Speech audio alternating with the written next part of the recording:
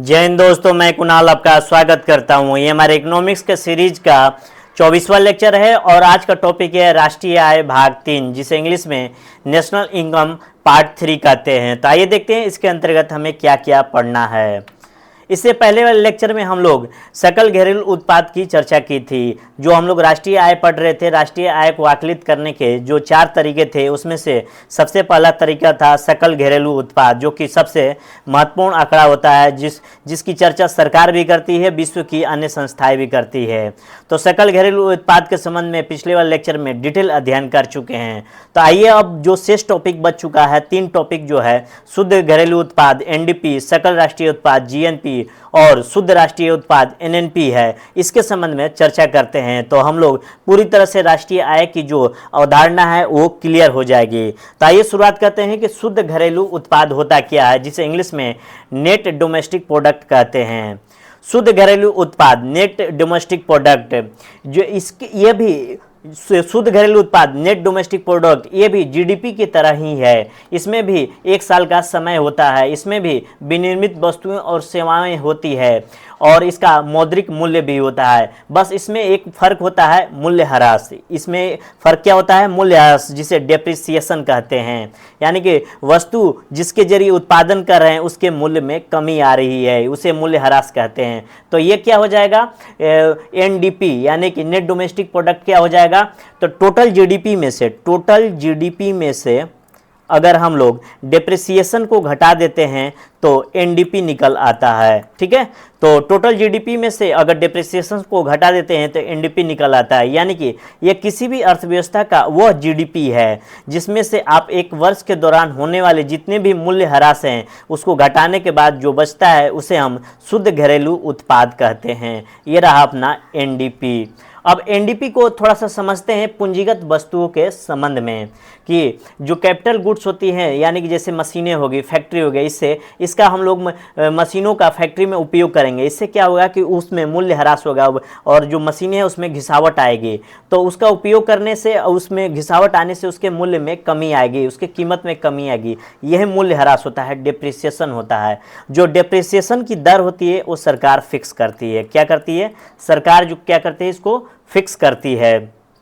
और डेप्रिसिएशन को और एक तरह से और भी समझे तो इससे पहले वाले हम लोग एग्जाम्पल ले चुके हैं। जैसे कि एक ऑटो है, एक ऑटो था जिसका मूल्य था 10 लाख रुपए और 1 साल के बाद इसी ऑटो का मूल्य 8 लाख रुपए हो जा रहा है। तो देख रहे हैं यहाँ पर डेप्रिसिएशन कितना हो रहा है? 2 लाख रुपए का। तो यही मूल्यह्रास हुआ। ठीक है, तो 10 में से 8 घटाए हैं तो हमें 2 लाख प्राप्त हुआ है। तो ये जो 2 लाख है ये मूल्यह्रास हुआ। तो यहाँ पर हम लोग क्या कर रहे हैं, ये किसी भी अर्थव्यवस्था के जीडीपी है जिसमें से आप एक वर्ष के दौरान होने वाले जितने भी मूल्यह्रास हैं उसको घटाने के बाद जो बचता है हमें शुद्ध घरेलू उत्पाद प्राप्त होता है। तो टोटल जीडीपी में से डिप्रिसिएशन को घटा देंगे तो हमें एनडीपी नजर आएगा। यानी कि मान के चलते हैं कि टोटल जीडीपी 1 साल की 104% है। ठीक है, 104 है और उसमें घिसावट 1% की हो गई, तो टोटल जीडीपी यानी कि एनडीपी कितना हो जाएगा? ये टोटल जीडीपी है, ये मूल्यह्रास है, तो एनडीपी कितना हो जाएगा? एनडीपी आपका 103 हो जाएगा। ठीक है, तो ये समझेंगे। और जो ये मूल्यह्रास से हो रहा है, मूल्यह्रास की दर सरकार फिक्स करती है। मूल्यह्रास की दर क्या होती है? सरकार फिक्स करती है। और हर देश का मूल्यह्रास अपने अलग अलग होता है। तो क्यों? क्योंकि सरकारें तय करती है। और भारत में केंद्रीय वाणिज्य एवं उद्योग मंत्रालय, central ministry of commerce and industries, मूल्यह्रास को तय करती है। तो इसका इस तरह से हम कहेंगे कि हर देश का अपना अपना मूल्यह्रास होता है। एक प्रश्न उठेगा कि जीडीपी का आंकड़ा बड़ा होता है या एनडीपी का आंकड़ा बड़ा होता है? जीडीपी का आंकड़ा बड़ा होगा या एनडीपी का आंकड़ा बड़ा होगा? तो हम लोग जीडीपी में से ही मूल्यह्रास को घटा रहे हैं, इस कारण से जीडीपी का आंकड़ा बड़ा होगा एनडीपी के मुकाबले। लेकिन एनडीपी विश्वसनीय होगा क्योंकि ये ज़्यादा विश्वसनीय, क्योंकि ये नेट है, ये शुद्ध है, इसमें कोई अब मिलावट बचा नहीं है। तो जीडीपी के तुलना में एनडीपी ज़्यादा विश्वसनीय होता है। एनडीपी के जरिए हम जान सकते हैं, एनडीपी के जरिए हम लोग क्या जान सकते हैं? एनडीपी के जरिए हम जान सकते हैं कि मूल्यह्रास से हमें कितना नुकसान हो रहा है। उसके अलावा एनडीपी के आंकड़े का उपयोग वैश्विक अर्थव्यवस्था की तुलना करने में नहीं होता है, क्योंकि हर देश का मूल्य ह्रास अलग अलग होता है। हर देश की जो सरकार होती है अलग अलग मूल्य ह्रास तय करती है। इस कारण से एनडीपी के जो आंकड़े होते हैं वैश्विक अर्थव्यवस्था की तुलना करने में उपयोग में नहीं आते हैं। इसके बदले हम लोग जीडीपी के आंकड़े का प्रयोग करते हैं। तो ये रहा अपना दूसरा राष्ट्रीय आय का आकलित करने का दूसरा अस्त्र। तो पहला था जीडीपी, दूसरा कौन सा हो गया, नेट डोमेस्टिक प्रोडक्ट। अब तीसरा कौन सा है, ग्रॉस नेशनल प्रोडक्ट, जीएनपी। तो इसको जीएनपी को थोड़ा सा समझते हैं कायदे से। सकल राष्ट्रीय उत्पाद, ग्रॉस नेशनल प्रोडक्ट, ये राष्ट्रीय आय निकालने का तीसरा फार्मूला है। इसके अंतर्गत दो चीज़ें हमें नजर आएंगी, वे भारतीय नागरिक या कंपनी जो विदेशों में जाकर कमाई कर रहे हैं, और दूसरा वे विदेशी नागरिक या कंपनी जो भारत में आकर कमाई कर रहे हैं। इन दोनों को घटाएंगे, उसके बाद इसको जीडीपी में जोड़ देंगे तो सकल राष्ट्रीय उत्पाद मिल जाएगा। जैसे कि भारत की जो कंपनी है टाटा मोटर्स भारत की जो कंपनी है वो इंग्लैंड में कमाई कर रही है, और इंग्लैंड में कमाई कर रही है तो इंग्लैंड में जो कमाई कर रही है इंग्लैंड के टेरिटरी में कमाई कर रही है। तो इंग्लैंड का यहाँ जो ये जो टाटा मोटर कमाई करेगी तो यहाँ जो कमाई है इंग्लैंड के जीडीपी में जुड़ जाएगा, लेकिन ये जो कमाई भारत के जीडीपी में ना जुड़कर जीएनपी में जुड़ेगा। ठीक है, ये मैं पहले बता चुका हूँ। तो यहाँ दो चीज़ें हैं, वो भारतीय नागरिक या कंपनी जो विदेशों में जाकर कमा रहे हैं या वे विदेशी नागरिक या कंपनी जो भारत में आकर कमा रहे हैं। तो फिर से हम समझते हैं इस चीज़ को। सकल राष्ट्रीय उत्पाद, ग्रॉस नेशनल प्रोडक्ट के अंतर्गत दो चीज़ें नजर आएंगी। सकल राष्ट्रीय उत्पाद ग्रॉस नेशनल प्रोडक्ट के अंतर्गत दो चीज़ें नजर आएंगी, वो भारतीय नागरिक या कंपनी जो विदेशों में जाकर कमाई कर रहे हैं, और वे विदेशी नागरिक या कंपनी जो भारत में आकर कमाई कर रहे हैं। और इन दोनों को अगर घटाते हैं और इसके बाद जीडीपी में जोड़ देते हैं तो जीएनपी के आंकड़े हमें नजर आ जाते हैं। जैसे कि एक एग्जांपल के तौर पे लेते हैं कि कोई इंडियन है और विदेशों में जाकर 1000 करोड़ की कमाई कर रहा है, और विदेशी जो हैं भारत में आकर 800 करोड़ की कमाई कर रहे हैं। इन दोनों में कितने का अंतर हो गया, 200 करोड़ का। तो जीडीपी में हम लोग अगर 200 जोड़ देते हैं तो ये जीएनपी के आंकड़े नजर आएंगे। अगर ये उल्टा भी हो सकता है कि विदेशी 1000 कमा रहा है और इंडियन 800 कमा रहा है, तो यहाँ पर माइनस हो जाएगा। तो यहाँ पर फार्मूला क्या निकला, जीएनपी का GDP plus net minus F, N minus F. N equal to वो भारतीय नागरिक या कंपनी जो विदेशों में जाकर कमाई कर रहे हैं, एफ वो विदेशी नागरिक या कंपनी जो भारत में आकर कमाई कर रहे हैं।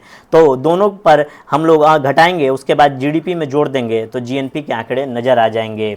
ठीक है, अब हम लोग देखेंगे कि जीडीपी का आंकड़ा बड़ा होगा या जीएनपी का आंकड़ा बड़ा होगा। ये बात एन और एफ पर निर्भर करता है कि भारतीय ज़्यादा कमा रहे हैं या विदेशी ज़्यादा कमा रहे हैं। इन दोनों के आंकड़ों पर जीडीपी और जीएनपी के आंकड़े निर्भर करेंगे कि कौन बड़ा होगा। तो जीडीपी और जीएनपी के आंकड़ों में बहुत ज़्यादा अंतर नहीं होता है, इस कारण अर्थशास्त्री जीडीपी के आंकड़ों का प्रयोग करते हैं और जीएनपी तो आंकड़ों का प्रयोग करते हैं। तो जीएनपी जो होता है ये घरेलू कमाई के साथ साथ बाहर की कमाई को भी बताता है, यानी कि हमारी बाहरी और आंतरिक शक्ति को बताता है तथा दूसरे देशों के साथ हमारा कैसा संबंध है ये भी बताता है, क्योंकि भारतीय खाड़ी देशों में जाकर कमाई करते हैं, विदेशों यूएसए में जाकर कमाई करते हैं। तो जीएनपी के आंकड़े एन और एफ पर डिपेंड करता है कि भारतीय ज़्यादा कमा रहे हैं कि या विदेशी कमा रहे हैं, क्योंकि विदेशी भी हैं भारत में मल्टीनेशनल कंपनियों में काम करते हैं या विदेशी कंपनियां भारत में आकर कमाई करती है।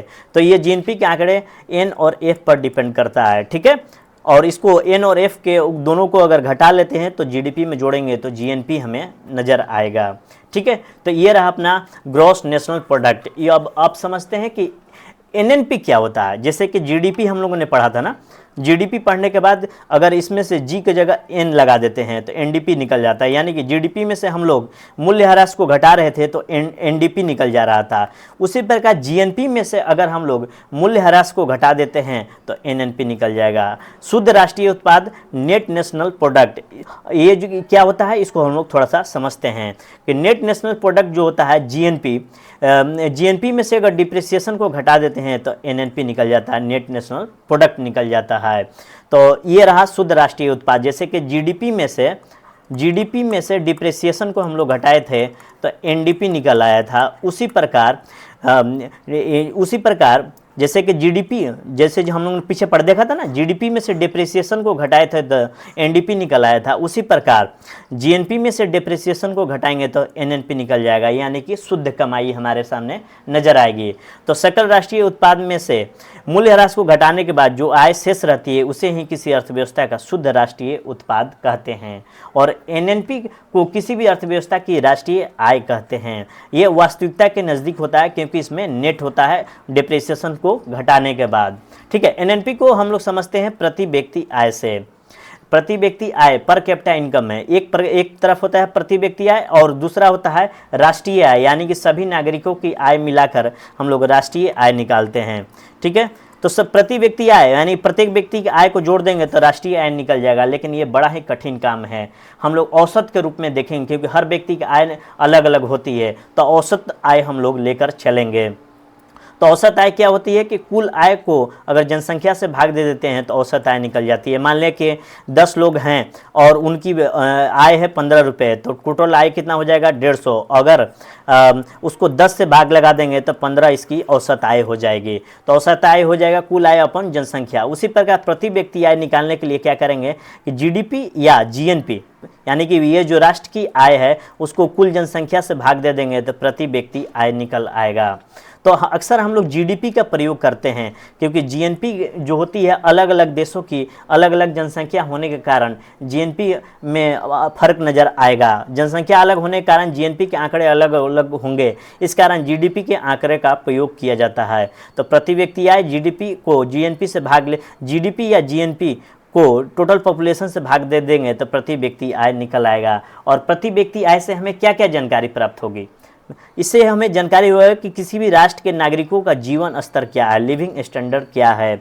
मान लेते हैं ए राष्ट्र है और बी राष्ट्र है, और बात करते हैं कि ए राष्ट्र की आय 6 लाख रुपए है और बी राष्ट्र की आय 4 लाख रुपए है। तो पहले नज़र में नज़र आएगा कि ए राष्ट्र की आय के जो जीवन स्तर है, यहाँ के रहने वाले लोगों की जीवन स्तर बेहतर है बी के मुकाबले। लेकिन अगर जनसंख्या पता करते हैं तो यहाँ पर जनसंख्या है आपका 3 मान के चलते हैं और यहाँ पर जनसंख्या है 1 मान के चलते हैं, तो यहाँ प्रति व्यक्ति आय कितना हो जाएगा 2 लाख रुपए हो जाएगा। और यहाँ पर कितना हो जाएगा, यहाँ पर इसकी संख्या और बढ़ा लेते हैं, मान लिया इसको 10 रखते हैं। ठीक है, तो यहाँ और मान लेते हैं यहाँ 5 लोग हैं, तो प्रति व्यक्ति आय कितना हो जाएगा 2 हो जाएगा। ठीक है, और इसकी जनसंख्या 8 इसकी कुल आय 8 रखते हैं और यहाँ पर टोटल जनसंख्या 2 रखते हैं, तो यहाँ पर प्रति व्यक्ति आय कितना हो जाएगा 4। इसको फिर से समझते हैं, ए देश है बी देश है, ए की कुल आय 10 है और बी की कुल आय 8 है, यानी कुल जीडीपी 8 है और इसकी कुल जीडीपी 10 है।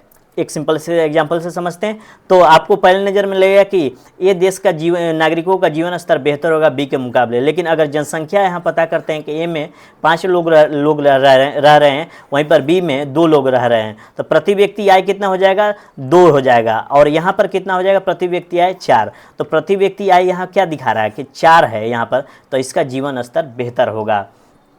और इससे क्या होगा कि ये बेहतर होगा। तो इससे हमें क्या समझ में आया, यानी कि प्रति व्यक्ति आय से राष्ट्र के नागरिकों का जीवन स्तर का पता लगता है। और प्रति व्यक्ति आय राज्यों के अंदर भी निकाला जाता है, प्रति व्यक्ति आय राज्यों के अंदर भी निकाला जाता है और उससे पता करते हैं कि किस राज्य की प्रति व्यक्ति आय बेहतर है, उससे जीवन स्तर का पता लगेगा।